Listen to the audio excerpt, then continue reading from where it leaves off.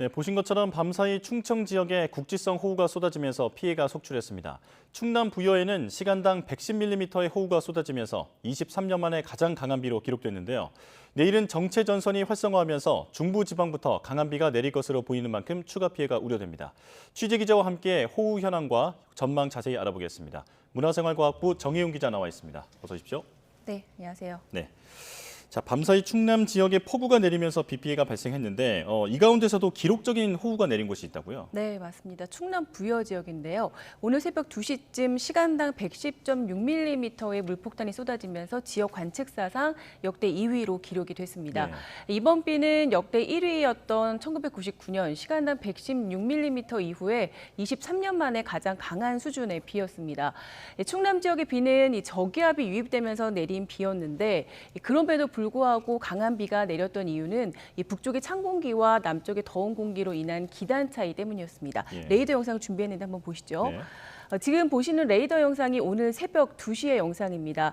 지금 보시면 이 검은색에 가까운 이 보라색으로 나타난 지역이 있는데 충남 부여와 그리고 보령이 위치한 지역입니다. 이 지역을 중심으로 지금 보시면 동서로 이 길게 띠를 이룬 이 비구름이 보이시는데요. 네. 이 비구름 이 남쪽으로 이 더운 공기가 위치해 있고 그리고 북쪽으로 찬 공기가 위치하면서 이 충남 지역이 비구름의 지금 통로가 되고 있는 겁니다. 특히 이 고기압의 가장자리에서 이 수증기가 유입이 되면서 충남 부여 쪽으로 더 비구름이 강하게 발달한 걸로 보입니다. 이 때문에 어젯밤부터 청양과 부여 등 충남 지역을 중심으로 200mm에 가까운 강하고 또 많은 비가 집중이 됐습니다. 네. 자, 그런데 또 비가 온다고 해서 걱정인데요. 네. 내일부터 정체 전선에 의한 강한 호우가 예고된다고요? 네, 맞습니다. 이 밤사이에 중국 북부 지방에서부터 다시 정체 전선이 형성이 되면서 북한 지방까지 남하할 것으로 예상이 됩니다. 네. 특히 이 정체 전선에 더운 수증기까지 더해지면서 비구름이 더 강하게 발달할 것으로 전망이 되는데 이 강한 폭우구름을 동반한 정체 전선은 그대로 이 북쪽에서 남쪽으로 남하할 것으로 예상이 됩니다. 네. 우리나라의 경우에 광복절 휴일인 내일 이 새벽부터 오전 사이 수도권을 비롯한 중부 곳곳에 1차적으로 먼저 비가 내릴 것으로 예상이 되고요. 이후 내일 오전부터 이른 오후까지 그러니까 오후 3시 전후가 되겠는데 이때 잠시 비가 소강 상태를 보이겠습니다. 하지만 이 오후 늦게 오후 3시 이후부터는 다시 비구름이 좀 강해지기 시작하겠고 내일 밤부터 모레 새벽까지 수도권과 영서지방을 중심으로 강한 비가 집중되겠습니다. 이후에 16일 오전부터 오후까지는 충청 이남 그리고 16일 오후 늦게부터 17일 오전까지는 남해안의 비구름이 정체할 것으로 예상이 됩니다. 네. 자, 그런데 수도권은 피해 복구도 제대로 안 된 상황인데 지난번에는 그야말로 115년 만에 가장 많은 비가 내렸었잖아요. 이번에도 강하게 내릴까요? 네, 이번에도 시간당 50mm 이상의 강한 비가 내리면서 지난번과 맞먹을 정도의 강한 폭우가 내릴 가능성이 현재로서 큰 상황입니다. 네. 다만 이번 비가 지난번과 다른 점이 있는데 이 정체 현상이 오래 지속하지는 않을 거라는 점입니다. 지난번에는 북쪽의 이 찬 공기와 남쪽의 더운 공기가 좀 팽팽하게 맞서면서 비구름이 한 곳에 다소 오래 정체했다면 이번에는 북쪽의 강한 이 한기에 밀리면서 비구름이 북쪽에서 남쪽으로 빠르게 좀 밀려날 것으로 보입니다. 네. 지금은 특히 지난 8일과 좀 다른 점이 있는데요.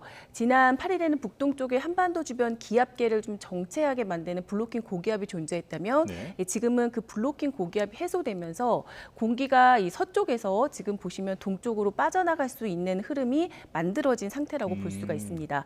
따라서 비구름이 한쪽에 오래 머물지 않고 그대로 동쪽으로 빠져나갈 수 있는 흐름이 됐다고 볼 수 있습니다. 예. 다만 16일 정체 전선이 남해안까지 남하한 뒤에는 이 지역에 다소 비구름이 오래 머물 가능성이 있습니다. 이 때문에 많은 양의 비를 뿌릴 가능성이 있어서 기상 정보를 좀 수시로 확인해 주셔야 될 것 같습니다. 네.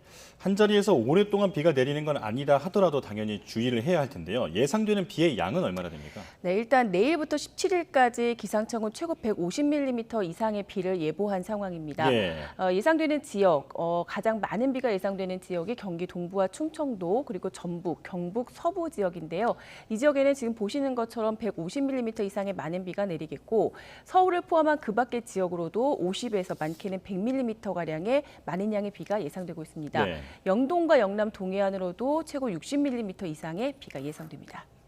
비구름이 말씀하신 것처럼 한 곳에 좀 오래 머물지 않을 것으로 보이고 네. 일단 예보된 강우량이 지난번만큼 많지는 않지만 이 상황이 유동적이고 최근 시간당 강우량이 많은 특징을 보이고 있기 때문에 지속적인 주의가 필요하겠죠. 예, 추가 피해가 우려되는 상황인데 지금 이미 땅이 다 젖어 있는 상황이잖아요. 지금 이런 가운데 비가 오면 가장 우려되는 점이 뭡니까? 네, 가장 우려되는 부분은 역시 산사태입니다. 예. 이미 많은 비로 곳곳에서 산사태가 발생한 상황인데다가 이 대부분 지역에서 지난주 많은 양의 비가 집중이 됐잖아요. 네. 그리고 토양 곳곳에 이미 수분 함유율이 포화 상태에 이르고 있습니다. 지반이 약해지면서 산사태 위험이 그만큼 높다는 건데 이 산림청은 주말과 휴일 사이에 비가 이 강도가 좀 약해졌기 때문에 잠시 특보를 약화했습니다. 하지만 이 다시 강한 비가 내리기 시작하면서 산사태 예보를 강화할 것으로 전망이 되고 있습니다. 예.